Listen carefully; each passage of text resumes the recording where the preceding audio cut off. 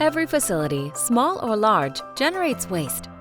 It can be anything from the lunchbox at the canteen to the broken pallet in the warehouse or the byproducts of a manufacturing process. In every facility, there are infrastructures to manage waste.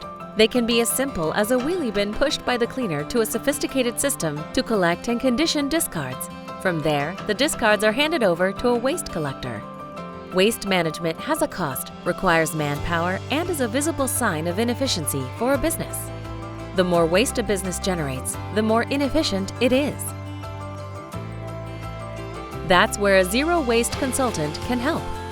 A zero-waste consultant is a professional specialized in the optimization of the use of materials in a business and who has the skills and knowledge to help a business achieving zero-waste goals.